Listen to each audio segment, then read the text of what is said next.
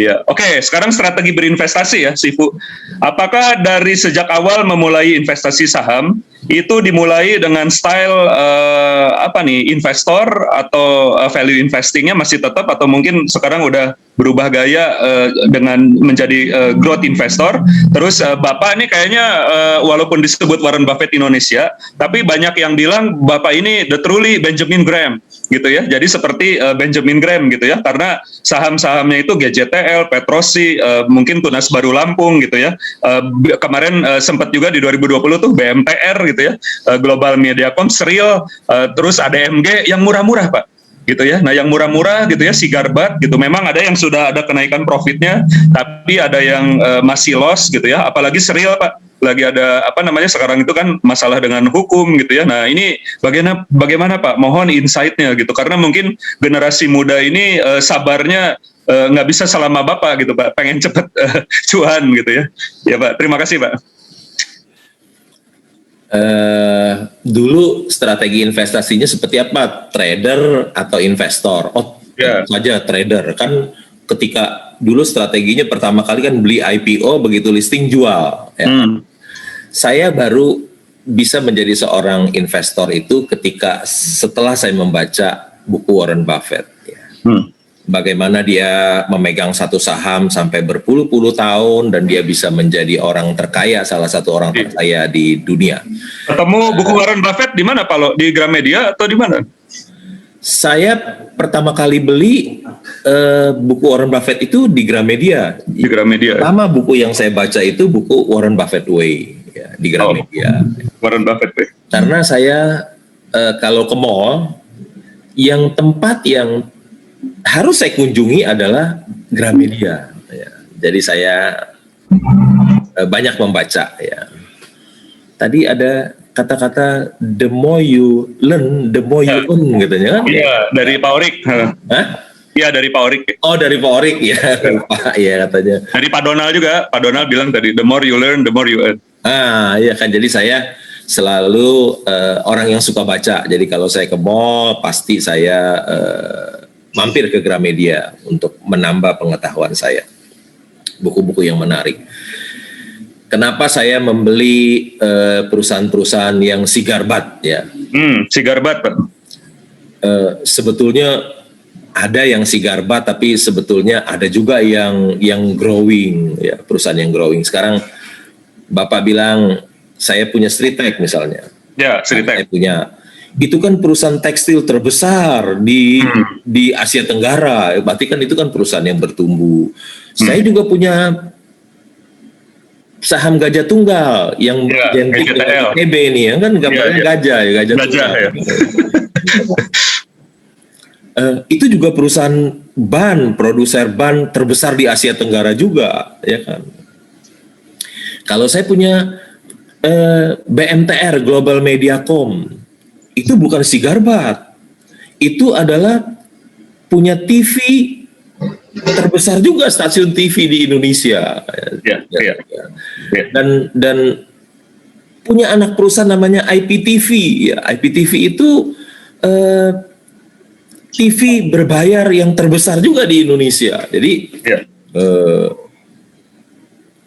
ada yang Sigarbat, ada juga yang bertumbuh. Jadi nggak semuanya Sigarbat, Kang Herman. Kira-kira begitu. Ya. Oke. Betul. Jadi tidak semua Sigarbat ya. Palo juga sudah agak berubah nih teman-teman ya. Banyak yang bilang, oh Palo ini lebih menyukai komoditas, nggak terlalu suka sama perusahaan digital. Nah tapi Palo sebenarnya memperhatikan perusahaan digital ya. Beliau itu milihnya yang media gitu ya. Ya BMTR itu, Global Mediacom gitu ya. Tetap BMTR itu murah ya Pak ya. Jadi saya lihat udah digitalisasi. Terus Petrosi Pak, saya buka laporan keuangannya, Petrosi juga itu main digitalisasi juga Pak. Dia pakai aplikasi gitu ya, supaya project management itu lebih unggul gitu ya. Dan Petrosi itu dapat award gitu di bidang digitalisasi untuk kontraktor mining Pak.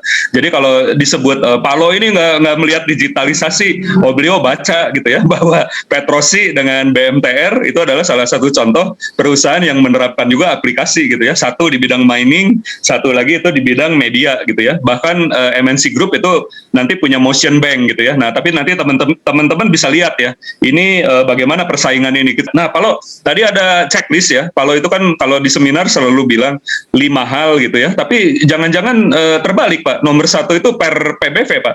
Gitu ya. Kalau manajemen mungkin ada masalah ya nggak apa-apa gitu ya. Atau gimana Pak? Ini urutannya bisa dibalik-balik gitu ya. Terus banyak yang nanya Pak, cara screeningnya pakai apa sih? Untuk ngelihat dulu per sama PBV kan perusahaan go public itu banyak Pak. Gitu ya, gimana Bapak periksa gitu, apa di koran gitu satu-satu gitu dengan apa kaca pembesar Bapak gitu ya, laporan keuangan itu, atau Bapak ada cara yang simple Sifu ini untuk ngelihat seperti apa Pak cara cepatnya gitu ya untuk apa mendeteksi ini saham yang value-nya tinggi tapi price-nya ini murah gitu. Mohon arahannya nih karena banyak yang nanya gitu ya, cara tipsnya seperti apa gitu ya. Kan saya tadi Kang Herman bilang apa price earning ratio dengan price to book itu nomor 1 atau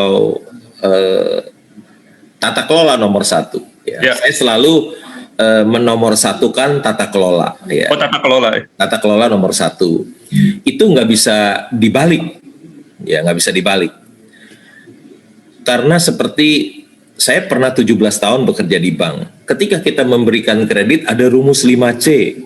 Gitu. Ada rumus 5C. C yang pertama itu apa? Kang Herman. Karakter. Karakter nomor 1. Jadi kalau nomor 1 udah nggak memenuhi syarat karakter yang baik, orang yang dia punya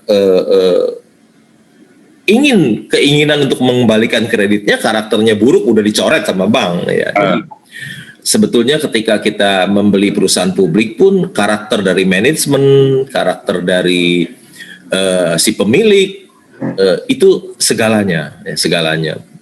Jadi kalau meskipun price earning ratio-nya rendah, price to book-nya rendah, karakternya buruk dicoret dari ya.